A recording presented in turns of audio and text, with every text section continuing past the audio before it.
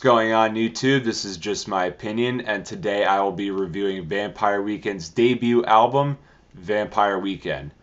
Came out in 2008.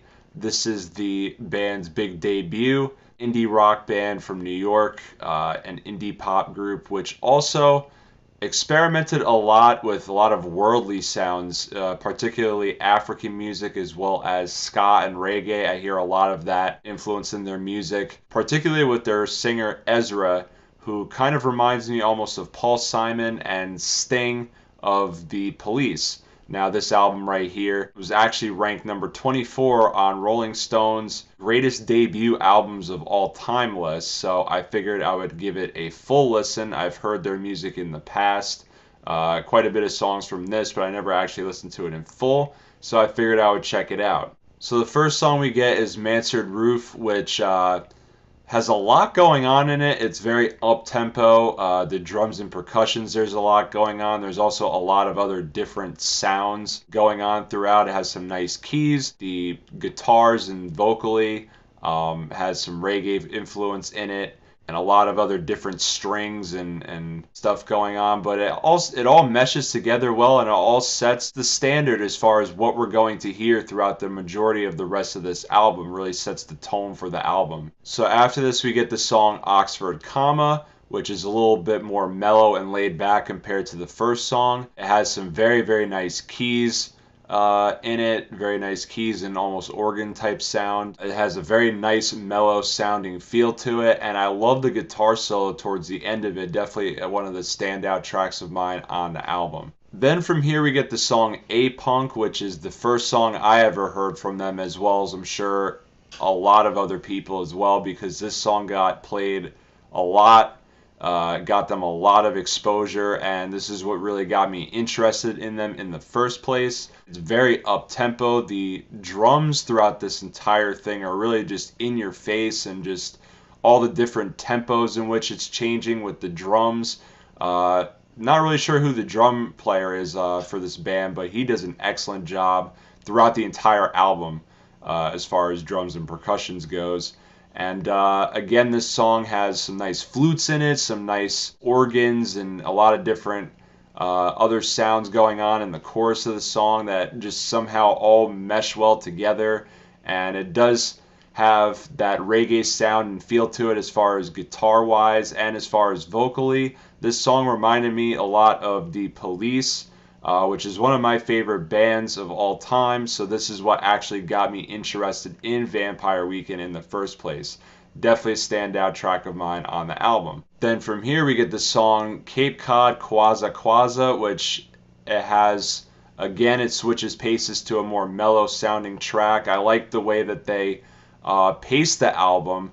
It goes from up-tempo to mellow, and they definitely pace out their songs very well. This has definitely a very mellow, beachy type feel to it with the guitars and the different percussions going on in it. It gives kind of like a beachy type feel. I mean, it does have like some harps and some organs in it as well. But it somehow all meshes well together. Now this song is all about some girl that the lead singer wants to have sex with. Then from here we get M79, which again has a lot of different it's a big whirlpool of sounds going on in it. Has very heavy on strings and organs in this song. But again, it does mesh well together. We get Rostam, who dealt with a lot of the production on this album. He actually comes in for the first time as far as background vocals on this song, which I thought blended in well with Ezra's voice.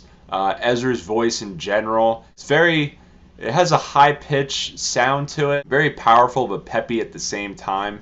From here we get the song Campus, which is a more up-tempo song, and it has a nice bass line to it, and I like the keys in it as well. Also kind of reminds me of Oxford Comma.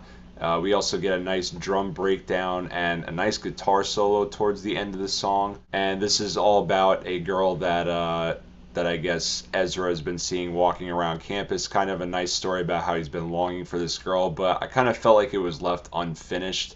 But I still did enjoy the song though. We then get the song Bryn, which on an album which is with the songs being an average length of like less than 3 minutes, this is actually the shortest song on the entire album. Very guitar and string driven, especially on the chorus. It also has some reverb woodwinds in it, some interesting percussion as well. And this song is actually an ode to one of their friends whose name is Bryn, and she's actually a fashion designer. We then get One, Blake's Got a New Face, which has some nice congos and percussions in this song as well. And it has some reggae style keys in it. Kind of almost has like an electronic-y beach type feel. Again, we get background vocals provided by Rostrum on the hook. Think they meshed kind of well. I didn't care for it as much at first, but I thought Ezra did an outstanding job as far as vocally throughout the entire song and on the chorus as well. From here we get I Stand Corrected, which starts out kind of slow, but it progressively builds up, and I like the way that the song progresses, kind of picks up the pace, especially towards the second half of the song. Has some nice strings and reverbed and reverse electronic effects in it, great drums in it, and Ezra's delivery is actually also the softest on this particular song that we've heard on the entire album so far too, which I thought was actually pretty interesting. We then get Walcott, which is another nice catchy song, another up-tempo track, has some nice woodwinds and strings to it. The production's varying all over the place again. It sounds almost very similar to Mansard Roof and Campus, which I did enjoy both those songs as well as this one, but I feel like at this point a lot of the songs are kind of starting to blend together. But this still was a pretty good song, though, from the album that I do find myself returning to. And the last song on the album is The Kids Don't Stand a Chance, which is actually my favorite song on the album.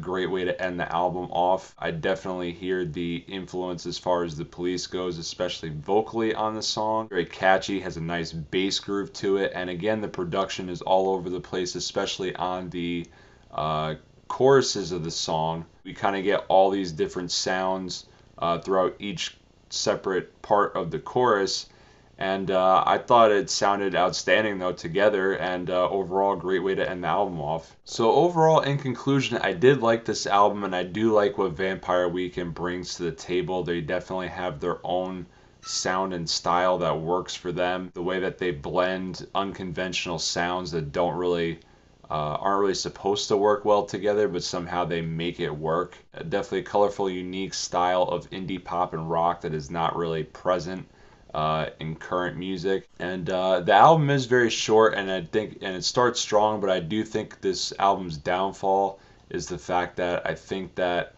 a lot of the songs kind of start to blend together after a while. It feels like I'm kind of listening to the same thing over and over again, kind of almost like one continuous track.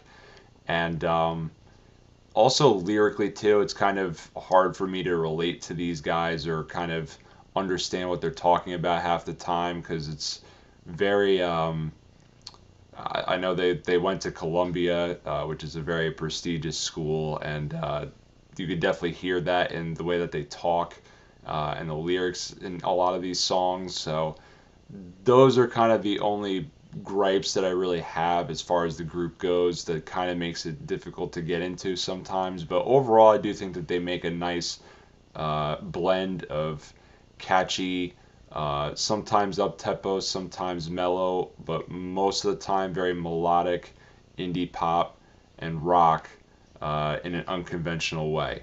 So overall, I'm going to give this a 6 out of 10. This is my opinion, and thank you for watching.